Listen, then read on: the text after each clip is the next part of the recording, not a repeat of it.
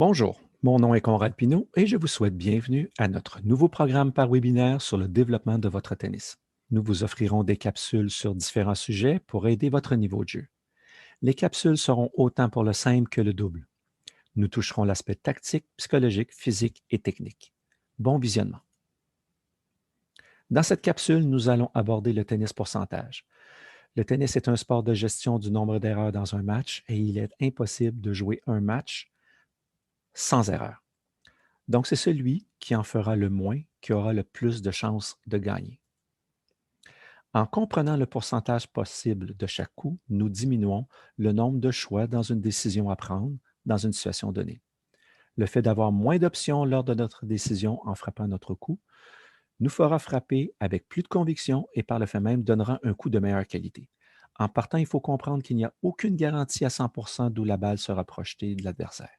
Il faut connaître certaines lois géométriques et physiques et surtout connaître les tendances de l'adversaire. Première règle, connaître la zone de confort de l'adversaire. Il faut comprendre cette règle car tout le monde préfère frapper la balle d'une certaine façon. Le meilleur coup de la plupart des joueurs survient lorsqu'il pourra avancer dans la balle. Il sera en position stable et en contrôle dans le point.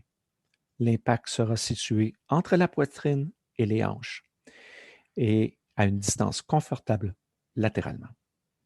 Il pourra frapper plus fort, plus précis et même prendre le filet. C'est le moment où vous aurez le plus de difficultés à prévoir le coup qu'il fera. Deuxième règle.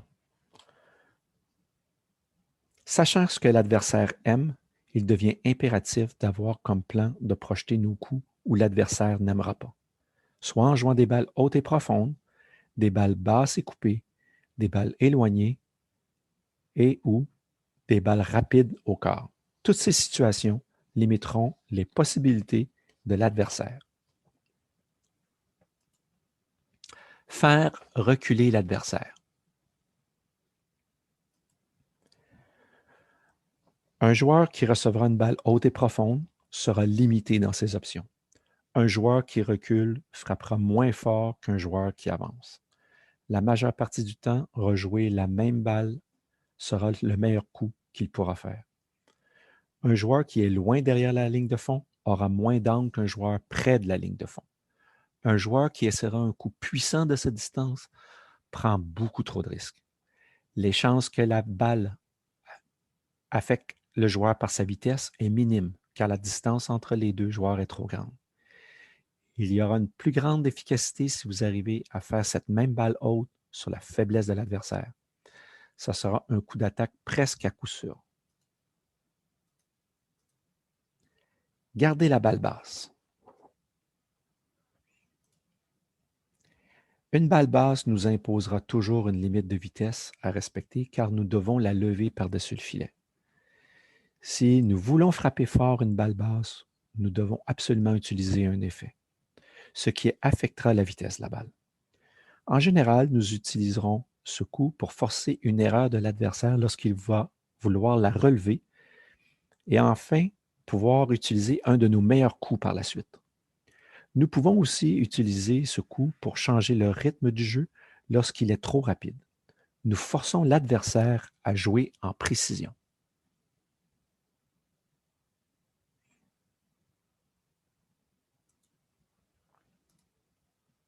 Sortir l'adversaire du terrain. Un adversaire qui se déplace risque d'être moins puissant et moins précis. Par contre, une balle jouée sur les bords de ligne donnera aussi de l'angle à l'adversaire. Il faut être prêt à courir car la riposte pourrait être loin. Frappez fort dans la direction de l'adversaire. Frapper fort dans la direction de l'adversaire le mettra dans une situation où il n'aura pas beaucoup de temps de réaction. Cela va lui enlever des angles dans sa projection. Il est aussi plus facile, sur réception de balles rapides, de maintenir une direction que de changer une direction.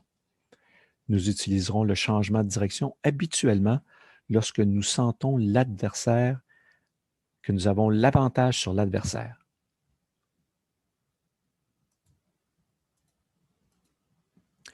Tim utilisera ici certaines hauteurs de balle pour réduire les options de Zverev. Regardez bien le point. Il choisit une position éloignée en retour pour favoriser une balle arquée. Pour en faire une deuxième, utilise le revers coupé pour ralentir le jeu, une deuxième pour baisser la balle davantage. Il prend son point fort pour attaquer. Il ralentit le jeu une deuxième fois. Une fois que la balle est plus lente, il rattaque avec son coup droit. Donc, si on revoit le point ici, il décide de jouer loin en retour pour prendre l'avantage avec son retour et va, avec son coup droit, essayer d'en jouer une deuxième pour pouvoir repousser le joueur. Avec son revers coupé, ralentit le jeu, baisse la balle une deuxième fois pour pouvoir être capable de prendre son coup droit. Il n'arrive pas à faire ce qu'il veut, il va en faire une deuxième, et là, à ce point-ci, il prend l'avantage. Relève une deuxième fois. Avec son revers coupé, ralentit le jeu, force à relever la balle, baisse la balle davantage, prend son coup droit, réussit pas, rebaisse la balle davantage et avec la prochaine, décide d'attaquer. Dans la troisième règle, c'est de comprendre les angles de riposte selon où vous avez joué. Dans ce point, nous allons comparer les angles possibles de tous les coups durant la totalité du point. Vous remarquerez, le pourcentage change selon l'endroit où Djokovic sera positionné dans le terrain. Plus il sera forcé de frapper loin de la ligne de fond, plus le pourcentage d'angle de projection sera en bas de 74%. Du moment où il pourra entrer dans le terrain, le pourcentage passera au-dessus de 75%, ce qui donnera plus d'options pour pouvoir attaquer et prendre avantage sur l'adversaire.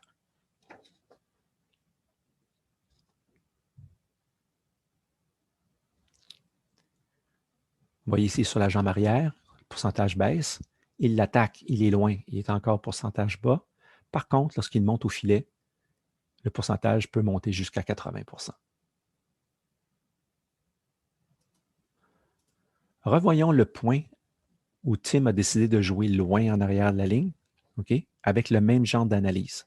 Vous allez remarquer que les pourcentages de Tim seront bien en dessous de 74%. Il va être autour de 35 à 40%. Mais malgré ça, il arrive quand même à contrôler le point. Regardez bien. Donc, son pourcentage va être autour de 37 à 40% plusieurs coups de suite. Même si Tim tient des pourcentages bas dans la projection, il arrive à contrôler le point à cause de ses variations de hauteur. Donc, ceci est un bel exemple qu'il n'y a pas seulement que la vitesse qui peut arriver à maîtriser son adversaire. Ici, il est loin de la ligne, baisse le jeu, mais pour la dernière, il va pour un coup qui est en dehors des angles de jeu qui étaient possibles.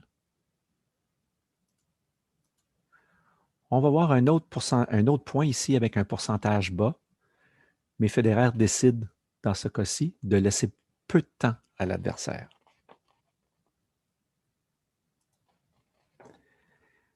Donc, les pourcentages sont bas parce que Federer, dans la plupart des frappes, n'est pas en avançant, il est pratiquement toujours en reculant un peu, mais il prend la balle tellement tôt qu'il ne laisse pas Nadal avoir le temps de revenir dans le point. On va la voir une autre fois. Donc, tout le long du point, Nadal réussit à frapper assez fort pour forcer Federer à rester sur le pied arrière, ce qui réduit les angles de projection comparativement à frapper vers l'avant. Mais il frappe la balle tellement tôt que Nadal n'a pas le temps de revenir.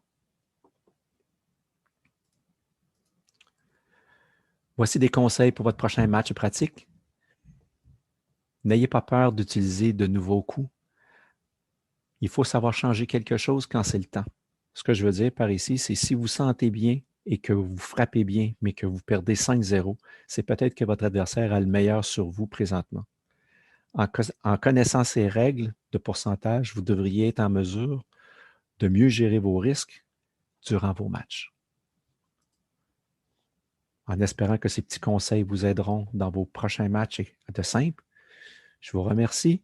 À bientôt pour notre prochaine capsule. Si vous avez des questions, écrivez-moi sur mon courriel.